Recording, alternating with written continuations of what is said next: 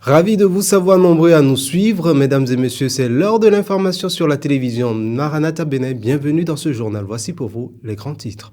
Le ministre nigérian de la Défense est en visite de travail à Cotonou. Le général Christopher Moussa va rencontrer au cours de son séjour les plus hautes autorités de l'appareil sécuritaire béninois. Les détails dans ce journal. Le temple de l'Église évangélique de la délivrance et du salut en Christ, EEDSC, a connu une ferveur particulière ce dimanche 2 août 2026. Les brebis de cette bergerie ont délibérément manifesté par divers sacrifices de chants, de joie et de danse leur gratitude envers Jésus, leur Sauveur. Et puis en sport à Abomey, la Coupe de l'Indépendance a tenu toutes ses promesses. Au terme d'une confrontation disputée au stade Goro, l'équipe de la préfecture du Zou décroche le sacre face à la commune du Zou.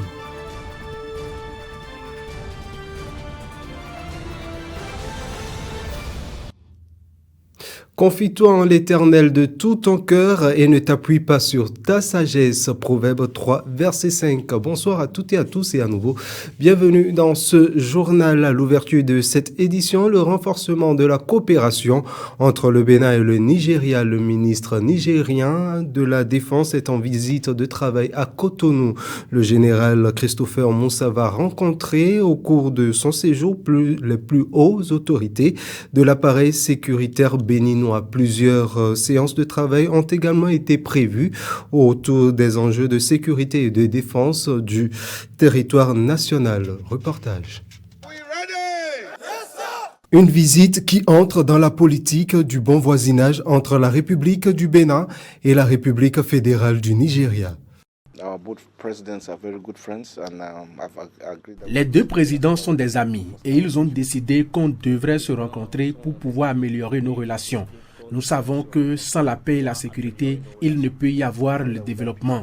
Et nous savons tous les défis liés à ces terroristes et bandits qui viennent d'ailleurs chez nous. Donc la première chose, c'est de transmettre les salutations du président nigérien au président du Bénin. Et saluer aussi les populations béninoises qui sont nos frères.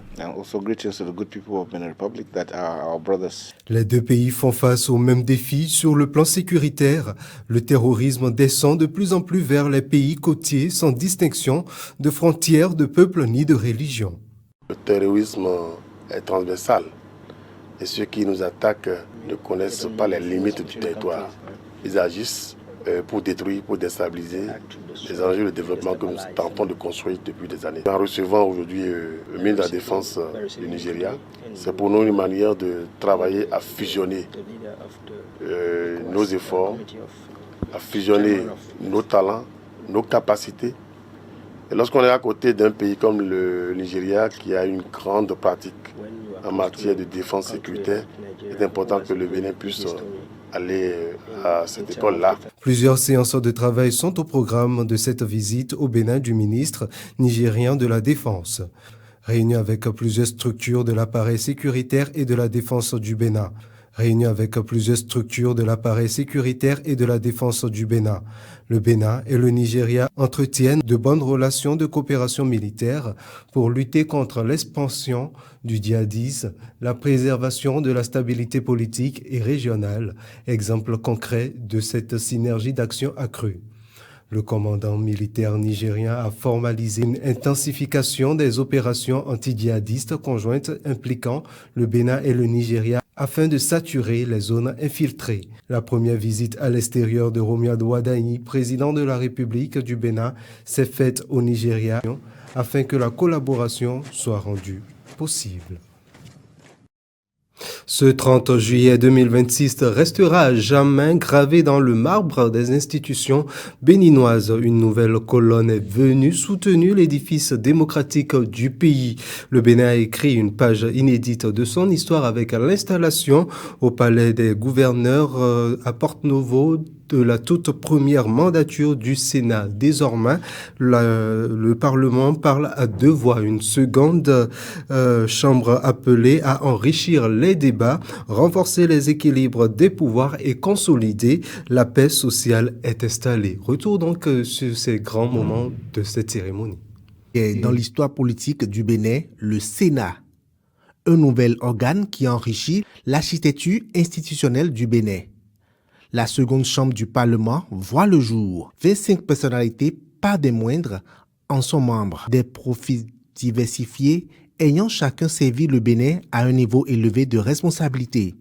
Elisabeth Pognon, doyenne d'âge, en absence de l'ancien président de la République, Nicéphore Dieudonné Soglo, installe officiellement ses pairs. Mesdames, Messieurs les sénateurs, vous et moi avons l'honneur redoutable d'être les premiers au sein de cette nouvelle institution. La responsabilité nous incombe de lui donner ses premières marques et le prestige de son salut. Institution nouvelle, dotée de pouvoirs importants, elle suscite des interrogations, des appréhensions, des besoins de clarification au sein de notre population en général et en particulier au sein de notre classe politique. La doyenne d'âge met l'accent sur l'objectivité qui doit caractériser toutes les décisions du Sénat, afin que l'institution puisse inspirer confiance aux citoyens béninois. Nous devons ainsi qu'il résulte de la lettre et de l'esprit de la Constitution faire du Sénat une véritable institution de sauvegarde et de renforcement des acquis de l'unité nationale, du développement de la nation, de la défense du territoire, de la sécurité publique, de la démocratie et de la paix. Voulu comme un organe de régulation et un conseil de sages pour garantir la paix sociale, le Sénat est un fruit de révision de la Constitution de novembre 2025. Et l'unique allocution officielle de cette cérémonie a marqué les esprits. Mais derrière, il y a aussi les convictions, les attentes, les engagements de celles qui vont faire vibrer ou qui vont faire vivre cette nouvelle institution qu'est le Sénat. Suivons ensemble quelques réactions recueillies à la fin de cette cérémonie historique à l'avant-veille de la fête nationale. C'est un honneur que nous fait le peuple béninois. Et vous savez, toutes les fois qu'une nation aussi grande que le Bénin fait honneur à quelqu'un, vous imaginez quelle peut être l'émotion de cette personne-là. Je suis donc assez ému de pouvoir honorer à nouveau mon pays de cet honneur que lui me fait. Donc je siège juste pour dire merci aux Béninois de la confiance qu'ils nous font, cette génération de dirigeants qui donnent le meilleur d'eux-mêmes pour notre développement commun. Partout où on peut servir, il ne faut pas manquer de le faire. Nous sommes là pour réguler la vie politique et veiller aux mœurs. Et ceci par des moyens que la Constitution nous a conférés. Et je crois que ce qui prime, c'est l'unité nationale. Je l'ai toujours dit et c'est pour ça que nous sommes là. Qu'il y ait la paix et qu'il y ait un développement harmonieux de notre pays. À l'épreuve, on a constaté que la Cour constitutionnelle ne peut réguler que les problèmes de droit. Alors qu'il y a d'autres problèmes qui menacent le vivre ensemble, la paix et la sécurité dans le pays. Les partis politiques, dans leur activité politique, peuvent entraîner des troubles à l'ordre public. Pour combler ce vide, il faut un organe capable de réguler la vie politique, d'instaurer la paix, le vivre ensemble et la sécurité dans le pays. D'où la naissance du Sénat. Avant, il n'y avait personne pour sanctionner les politiques. Il n'y avait personne pour sanctionner les dérives des politiques. Cet organe vient combler ce vide. Ensuite, en cas de mésentente entre l'exécutif et le législatif, il pouvait avoir des balles de ping-pong. Le Sénat est là aujourd'hui pour corriger cet état de choses. Donc le Sénat, de façon générale, s'occupe de tout ce qui est loi électorale, les lois constitutionnelles et les lois sur les partis politiques et leurs activités. Ce qui manquait, c'est le Sénat. Vous voyez, quand vous voyez les personnalités qui siègent dans ce Sénat, nos premières mandatures, les anciens présidents de la République, les anciens présidents de l'Assemblée nationale, et parterre donc de personnalités de haut niveau. ça veut dire que nous aurons davantage de lois perfectionnées pour permettre que notre démocratie vive mieux, que notre vivre ensemble soit le plus parfait possible. On change donc de registre, on parle ecclésial également dans cette édition. Le temple de l'église évangélique de la délivrance et du salut en Christ, EEDSC, Sisa Vedoko, a connu une faveur particulière ce dimanche 2 août 2026. Les brebis de cette bergerie ont délibérément manifesté par divers sacrifices de chant et de joie et dansent bien évidemment leur gratitude envers Jésus, leur sauveur, et leur foi vis-à-vis de lui pour les défis présents et futurs. Reportage sénateur Yoadjovi et Emek Ben. Elles ont choisi d'obéir à l'ordre du grand berger se trouvant dans Lévitique 7 des versets 11 à 12 et Éphésiens le chapitre 5 le verset 20. En effet, ce dimanche dans ce temple, les sacrifices de louange et d'adoration sous différentes formes ont pris la place des murmures, des demandes et supplications. Le groupe musical ainsi que les 2 chorales juniors et seniors de l'EDSC Vedoko n'ont ménagé aucun effort pour que ce moment fort précieux marque le cœur du Très-Haut.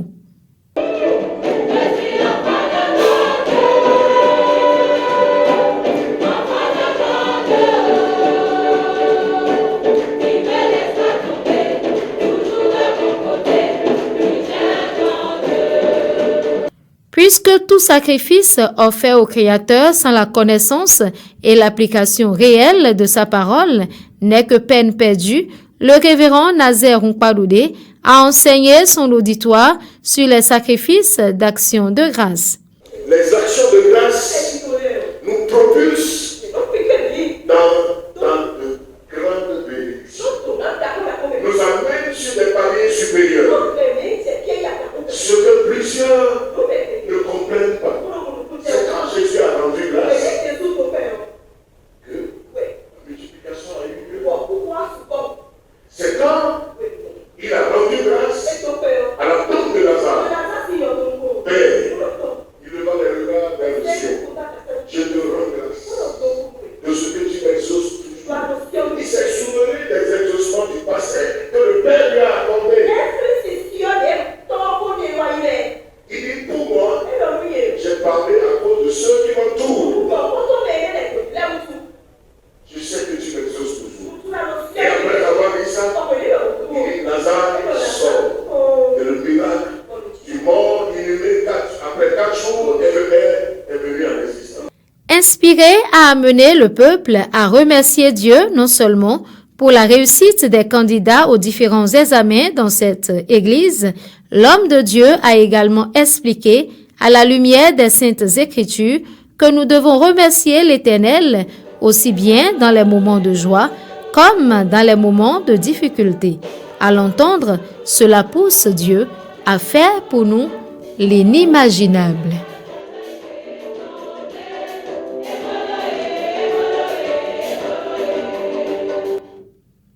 Et puis à l'international, à présent au Nigeria, le président Bola Tinubu annonce une hausse des salaires des militaires. Le premier ministre israélien Benjamin Netanyahu refuse le plan pour Gaza soutenu par Washington malgré des assurances sur le désarmement. Le président américain Donald Trump lance un armement ou un abonnement payant, voilà, à un réseau social, truffe sociale. L'opposition crie à la corruption. L'actualité internationale porte la signature de Chimène Osuaboti Sahwe.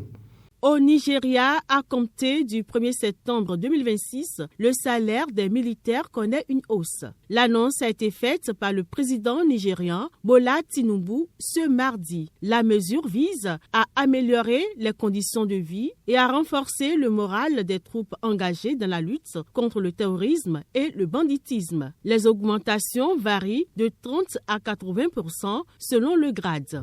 Cette mesure, selon la présidence, porte la masse salariale annuelle des forces armées de 660 à 924 milliards de naira. soit une augmentation de près de 40%. Le président du Nigeria, Bola Tinubu, affirme également vouloir poursuivre les investissements dans les équipements militaires et faire du bien-être des soldats une priorité de son mandat. Pour rappel, en juillet dernier, le chef d'état-major de la Défense avait reconnu que le salaire minimum des militaires, fixé à 100 000 naira, restait insuffisant face aux risques auxquels ils sont confrontés.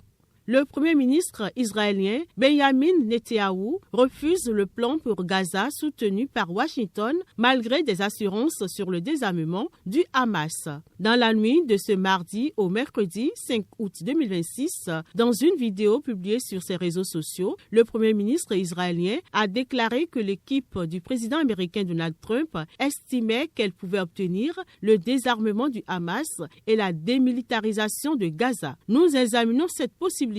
Ils nous ont envoyé un projet que nous n'avons pas accepté. Ce n'est pas notre projet. Nous leur avons transmis nos commentaires, a-t-il affirmé. Il affirme également que l'armée israélienne ne se retirera de ses positions actuelles dans la bande de Gaza tant que le Hamas ne sera pas totalement désarmé. Le plan défendu par la Maison-Blanche, accepté par le Hamas et rejeté par le Premier ministre israélien, prévoyait qu'Israël retire ses forces d'une position de la bande de Gaza alors qu'elle occupe actuellement 60% du territoire. Et puis, le président américain Donald Trump a lancé samedi 1er août dernier un abonnement payant à son réseau social, Truth Social. Ce lancement est qualifié par l'opposition de corruption. Disponible sur abonnement, le site Axios évoque un tarif mensuel allant de 60 000 à 100 000 $ entre 52 000 et 87 000 €. Il promet un accès quasiment instantané aux publications de Donald Trump sur son réseau social juste avant que le grand public n'en prenne connaissance. Et puis en sport, quand l'esprit de compétition rencontre celui de la nation, le spectacle il est au rendez-vous à Abomey. La finale de la Coupe de l'Indépendance a tenu toutes ses promesses au terme d'une confrontation disputée au stade Goro. L'équipe de la préfecture du Zou a décroché le sacre face à celle de la commune du Zou. Retour donc sur les temps forts de cette finale. L'équipe préfectorale du Zou habillée en vert affronte une équipe montée par les 9 communes du département. Les Verts de la préfecture, dès le début de la rencontre, se sont montrés très entreprenants. La défense de l'équipe communale finit par commettre la faute dans la surface de réparation. Penalty transformé.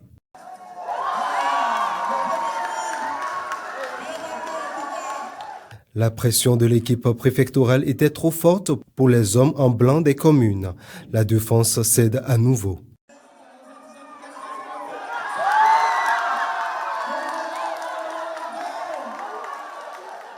Après le deuxième but de l'équipe de la préfecture, la rencontre s'équilibre quelque peu et la réduction du score permet à l'équipe communale de sauver l'honneur.